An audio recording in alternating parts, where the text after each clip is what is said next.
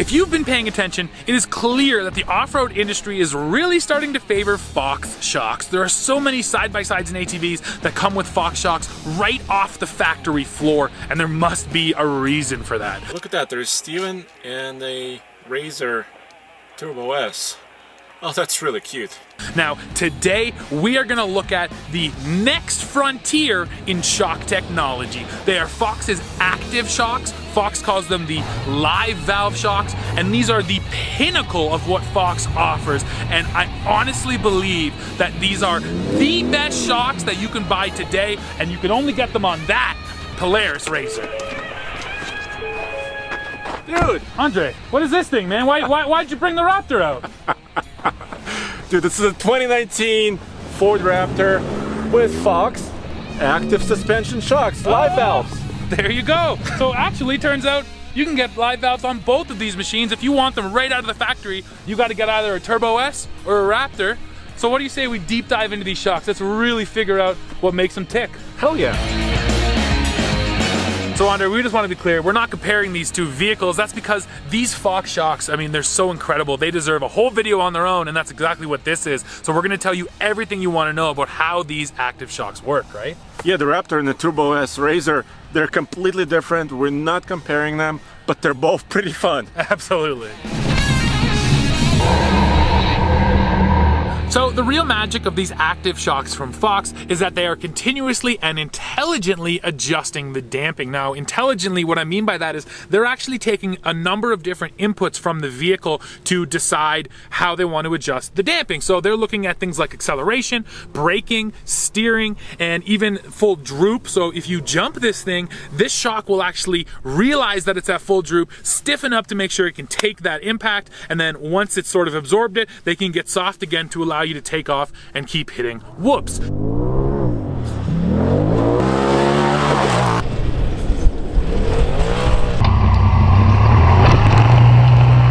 So you can actually see up here where the inputs are coming from. There's this wire which is running from an ECU, essentially a brain which is taking in all that information. It's sending a signal down to a needle valve that's right in here, and that little needle valve is what's essentially allowing this shock to be active and to be able to change the amount of damping it has.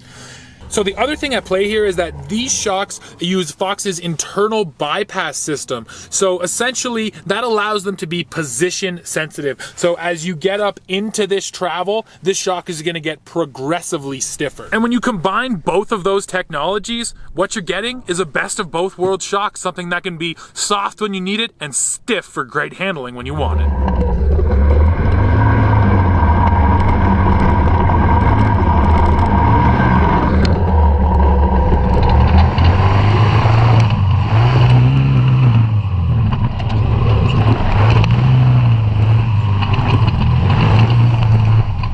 So if you want to have some fun like I did today, go to imimotorsports.com. The link will be right here and in the description. Use the code TFL for a 10% discount. So of course, for all that technology, you're going to pay. And this Polaris RZR Turbo S4, as it sits, is worth $30,000. But of course, there are different Polaris models. So here's a price comparison on models with the Fox active shocks and without them.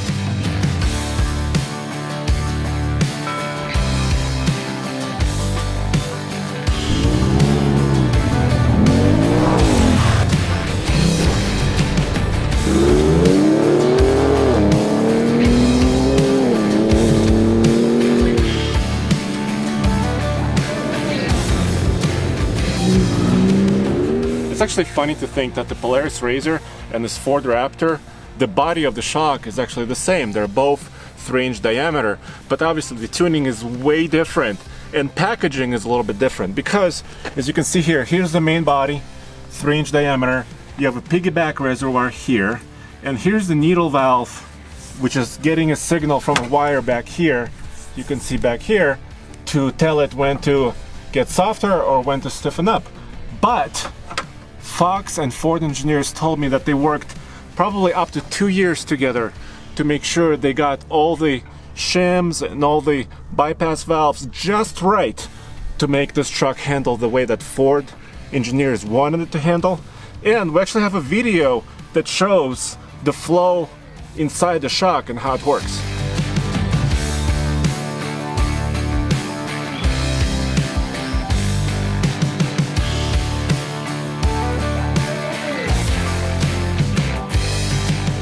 to adjust stuff, the Raptor is where you want to be. Yeah. 7 modes, driving modes, Wow. 3 steering modes. Oh wow, that's cool. I love having different steering modes, man. Not enough Yes. off-road manufacturers do that. I always appreciate when you can get different weighting in the wheel. But 1 sound mode, you cannot modify the sound. Yeah. But let's see, this is normal mode, okay? Okay, normal mode. So let's just see how it works. This is 2-wheel drive. Here comes the whoops. Okay. I mean, it's certainly pretty impressive. And this is no adjustability. Like, I didn't tell it, to go in full-on Baja mode, right? Yeah. But check this out. So let me stop and let's run over that again. So let me just quickly cycle through the modes. So there's normal, which is for every day. Yeah, 2-wheel absolutely. drive. Absolutely. There's But even in sport. normal, that's the cool thing is, the live valve shocks, they're constantly adjusting. So even in normal mode, they're still going to adjust based on all the inputs, right? So that's sort of the Yes. cool thing is you have the modes to be able to tailor them, but even in normal, you're kind of ready for everything, right? Yeah, and it's a very complicated system because, well, I'll tell you when we get Sure. going. So I have sport, I have towing. Well, towing is just kind of adjust your shift points, right? Yeah. I have slippery. I have rock crawl, which Okay. I'm not going to use. No. And I have Baja mode. Baja but there's mode. also like dirt and sand, but Baja is where it's at. Yeah. And Ford guys told me that they get the right height sensors in the front to tell them when the truck might be in the air, but it also accounts for a lot of other sensors. Steering input, throttle input, brake, accelerometer and gyroscope from the traction control system and the stability systems.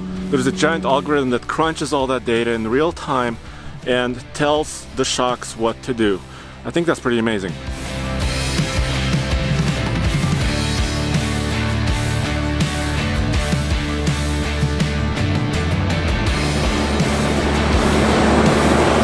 It's just silly how smooth it is through Did you there. see that? Yeah. It's, Those were whoops. Yeah, really. And you couldn't tell from inside. Right. Yeah, no, it's really impressive what they can do.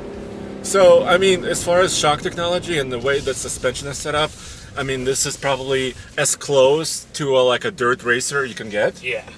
Yeah. And then the other big thing too with the shocks is the bottom out control too, right? So if you're really hitting them hard, they're going to stop you from bottoming out, from actually physically bottoming out. Right, and it knows when you're in the air, and the way it knows that, there's 2 right height sensors in the front.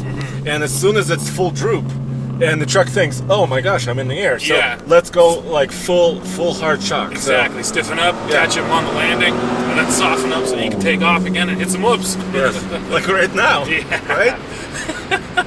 It doesn't get old. I'm it going, doesn't get old. this is 50 miles an hour. Wow, man.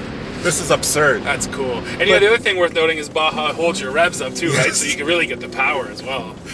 But dude, there is a trade-off. It's not just the cost. Yeah. The trade-off is really payload and towing ability. Sure, of course. Right. So, and I asked Ford engineers. I said, why is that? Why does the Raptor crew cab have 1,200 pounds of payload and 8,000 pounds of towing, max towing? Because an F-150 can do much higher, Yeah, right? of course. And they said that it's really an off-road setup. It's the suspension. It's a suspension. You Yeah. want it to be softer because you want it to be, be able to accommodate all those whoops, Yeah. right?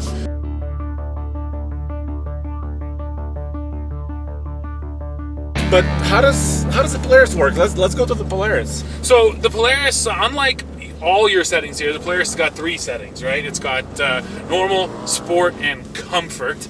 And the same way, comfort mode is kind of funnily named because it is comfortable, but it just makes the shocks the softest. So if you do want to come fly through these whoops, you can throw it in comfort, and it really will start sucking stuff up. Yes.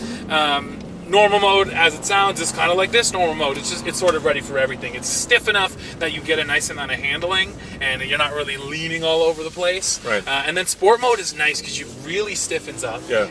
But the cool thing, once again, with live valve is you have the modes, so I'm able to put it in sport, and it stiffens up. You get that handling. But if you do start really beating on it, the shock says, "Oh, wait a second, I need to get softer again Right. to accommodate for this." Yes. Right. So that's the beauty of it is you have the settings. You can control sort of the way the shock goes into an event, but then once it hits that event, it's going to deal with it, in the best way possible, right?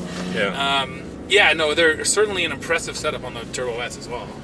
I think the active suspension, the biggest difference really is because it thinks for itself. Yeah. Usually in shocks has been around since the vehicle's been around, Of right? course. Basically. But these are the first productionalized shocks that can actually say, oh, I'm during a jump.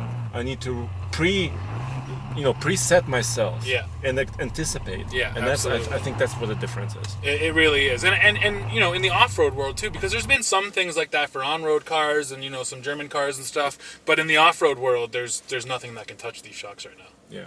This Raptor here has almost every option on it, and as it sits, it's just over $74,000. You can push that price a little bit higher to about 77, 78 if you really wanted to. And every 2019 Raptor comes with the active shocks from Fox. That's the good news. The bad news, it does cost a little bit more. If you compare 2018 to 2019, about $2,200 difference between the two. All right, so I put it in sport mode, Okay. and that also means sport steering, which just makes it a little bit heavier. Yeah, which is always nice. Yeah. So let's see. Big tip right there. It still felt pretty It good. was. Well, this is just, let's see how it corners, right? Yeah, that's the interesting difference too. I mean, we're talking about whoops, but obviously the shocks make a big difference for handling too. Yeah. And from over here, it feels fairly, taut. Taut. Yeah. Nice and tight. Yeah, which is what you want, right? Yes. Which is when you're coming around these corners, you don't want to feel like you're kind of going all over the place, leaning all over the place. And that was kind of the first gen Raptor, right? It was off-road, but the Yes. handling really wasn't there. The nanny was sitting on my shoulder, but Okay. now I took one of the nannies Okay, off. get rid of the nannies. See, there's where Polaris gets points right there, because there's no nannies. They just let you go for it. Oh yeah. So that's a little bit. And the back end loves to step out on you. But see, it's more controllable, right? Yeah. As soon as it gets a little bit stiffer, you can actually hang out and drift a little bit more. Yeah, and it doesn't feel sketchy at all. It feels very Right, it's controlled. not like you're leaning the truck all the way over, right? The live valve shocks are just the latest evolution of less compromise, man. Yeah. You don't have to have a pure off-road setup anymore. You don't have to have a pure on-road setup. You can really get both. We're not comparing these two, right? No. But let me just throw some numbers at you. Okay. How much wheel travel is in the RZR? About 20 inches? Yeah, over 20 inches, a little bit. Okay, 13 inches in the Raptor. Okay. In the front. Yeah. So that's not quite twice, right? Not quite, but close enough. Right. How about price? How much is the RZR? So this one, as it sits, is 30 grand. Okay, the Raptor as it sits is 74, so over twice. More than double. Yes, but how about weight? Oh, wow. 2,000 pounds? Yeah. Almost 6,000 pounds. It's 3 times the weight. Yes, but still, the same technology is what's used in both vehicles. It's really cool. It really, really is that you can have such different vehicles. But I mean, when you get those active shocks out there, they do the same things in both. They allow you to have great handling when you want it, and soften up and eat up the whoops too. It's quite something. But there's one thing the RZR doesn't do. What's that? It doesn't go on pavement to go home. Yes. Always the downfall of the side by side, unless of course you're in Arizona or some of those states. But Let's go.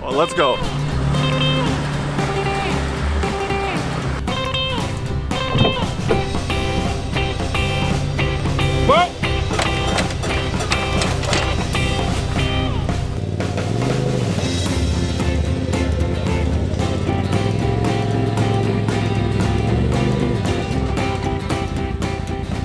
All right, another fun day in the books. Yeah, that was pretty fun out here, man. Hell There's yeah. no doubt that regardless of the machine they're on, Fox Active Suspension delivers fun. Yeah, well, I'm in tow haul mode, so let's go. Yeah, man, let's get out of here. If you guys want more info on these shocks, head over to tfloffroad.com. And as always, make sure you hit subscribe and come right back here to the channel for the latest news, views, and Fox Active Shocks reviews. And don't forget about tfltruck.com too. Of course. It's cool.